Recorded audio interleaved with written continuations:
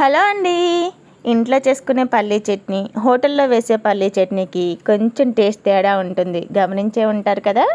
హోటల్లో అయినా ఇంట్లో అయినా వాడేది అవే పచ్చిమిర్చి, అవే పల్లీలు అయినా కూడా ఇంట్లోకి ఆ టేస్ట్ ఎందుకు రాదో తెలుసా అండి? చేసే విధానంలో చిన్న చిన్న మార్పులు ఉంటాయి. ఆ చిన్న చిన్న మార్పులే మన చట్నీకి టేస్ట్ అనేది పూర్తిగా మార్చేస్తాయండి. ఈరోజు ఈ వీడియోలో ఆ చిన్న చిన్న మార్పులేంటో, చట్నీ ఎలా తయారు చేసుకోవాలో చూపించబోతున్నాను. ఇలా ఒకసారి ట్రై చేశారంటే అచ్చం హోటల్ స్టైల్లో చట్నీలానే ఉంటుందండి. నేను మీ Jaanu, welcome to Jaanu's kitchen world. ఈ చట్నీ కోసం స్టవ్ వెలిగించుకొని ప్యాన్ పెట్టుకొని 1 కప్పు వరకు పల్లీలని యాడ్ చేసుకోండి. ఫ్లేమ్ని సిమ్లో ఉంచుకొని ఈ పల్లీలని 50% వరకు ఈ విధంగా వేయించుకోండి. పల్లీలు అనేది ఒక 50% వరకు ఫ్రై అయిపోయిన తర్వాత ఇందులోకి 2 రెమ్మల వరకు కరివేపాకుని యాడ్ చేసుకోండి. ఇందులో ఆయిల్ వేయాల్సిన అవసరం లేదండి, డ్రై రోస్ట్ చేసుకుంటున్నాం.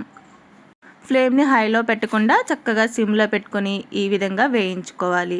చూసారా, పల్లీలు అనేది ఈ విధంగా చిట్లి గింజ లోపల వరకు వేగాలి. ఇందులో వేసుకున్న కరివేపాకు కూడా క్రిస్పీగా అయిపోవాలి. ఈ విధంగా వేయించుకున్న తర్వాత వీటిని ఒక ప్లేట్లోకి సపరేట్ చేసుకోండి. ఇప్పుడు అదే ప్యాన్లోకి కారానికి తగినట్లుగా మిర్చిని యాడ్ చేసుకోండి.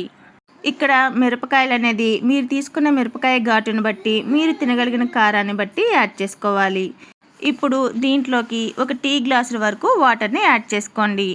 ఈ చట్నీలో తాలింపులో తప్ప ఎక్కడ మనం ఆయిల్ అనేది యూజ్ చేయము. ఇందులోకి ఇప్పుడు 1 ఇంచ్ వరకు అల్లం ముక్కను కూడా యాడ్ చేసుకోండి. ఈ ప్యాన్కి మూత పెట్టి ఈ పచ్చిమిర్చి అల్లాన్ని ఉడికించుకోండి. 3 నుంచి 4 నిమిషాలు ఉడికించుకున్నారంటే చూసారా, ఈ విధంగా పచ్చిమిర్చి అనేది చక్కగా ఉడికిపోతుంది. ఇలా ఉడికిన తర్వాత ఇప్పుడు స్టవ్ ఆఫ్ చేసి ఈ ఇంగ్రీడియంట్స్ అన్నింటిని పూర్తిగా చల్లారి పెట్టుకోవాలి. ఇందులో వాటర్ ఉన్నాయి కదండి, ఆ వాటర్ ఏమి వేస్ట్ అవ్వండి. మనం చట్నీ చేసేటప్పుడు వాటర్ని కూడా యాడ్ చేసేసుకుంటాం. ఇలా ఉడికించుకున్న వీటిల్ని పక్కన ఉంచుకొని ఇప్పుడు ఈ చట్నీకి తాలింపుని కూడా రెడీ చేసుకొని పక్కన ఉంచేసుకుందాం. స్టవ్ వెలిగించుకొని పోపు గిరట పొయ్యి మీద పెట్టుకొని ఒక చిన్న టీ స్పూన్ ఆయిల్ వేసుకోండి. ఆయిల్ హీట్ అయిన తర్వాత ఒక 1/2 స్పూన్ వరకు ఆవాలు, 1/2 స్పూన్ వరకు పచ్చిశనగపప్పు, 1/2 స్పూన్ వరకు మినపప్పు వేసుకొని వేయించుకోండి.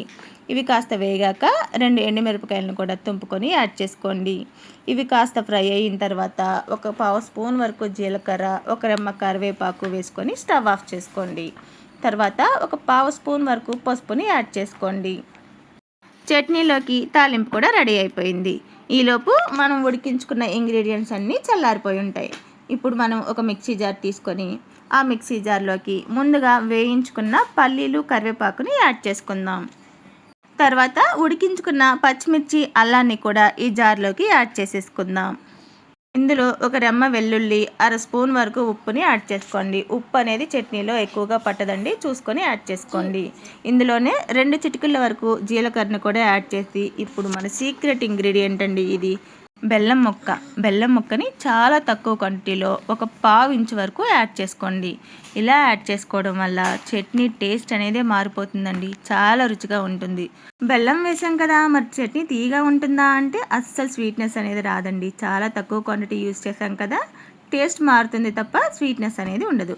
ఇప్పుడు ఈ జార్కి మూత పెట్టి కన్సిస్టెన్సీకి తగినట్లుగా వాటర్ పోసుకొని ఈ విధంగా చట్నీని రెడీ చేసుకొని మనం ముందుగానే ప్రిపేర్ చేసి పెట్టుకున్న తాలింపుని ఈ చట్నీలోకి యాడ్ చేసుకోండి. తాలింపు ఫ్లేవర్ అనేది చట్నీకి పట్టేలాగా గరిటెతో ఒకసారి కలుపుకోండి. అంతేనండి, చాలా టేస్టీగా హోటల్లో ఉండే టేస్ట్తోనే మనకి పల్లీ చట్నీ అనేది రెడీ అయిపోతుంది. ఈ చట్నీ చేసేటప్పుడు మనం మెయిన్గా గుర్తుంచుకోవాల్సింది పల్లీలని సన్నటి సెగ మీద గింజ లోపల వరకు ఫ్రై అయ్యేలాగా ఫ్రై చేసుకోవడం. పచ్చిమిర్చిని వాటర్లో ఉడికించుకునేటప్పుడు మనం వేసుకున్న అల్లం ముక్క కూడా చట్నీ అరోమాని పూర్తిగా మార్చేస్తుందండి. అదేవిధంగా మనం చట్నీ చేసుకునేటప్పుడు వేసుకున్న ఆ చిటికెడు బెల్లమే మన చట్నీకి మరింత రుచిని ఇస్తుందండి. అలా అని బెల్లాన్ని ఎక్కువగా వేసుకోకండి. రెసిపీ నచ్చితే ఒక చిన్న లైక్ ఇచ్చి ఇలాంటి మరిన్ని రెసిపీస్ కోసం జానూస్ కిచెన్ వాళ్ళ ఛానల్ని సబ్స్క్రైబ్ చేసుకోండి. Thank you for watching.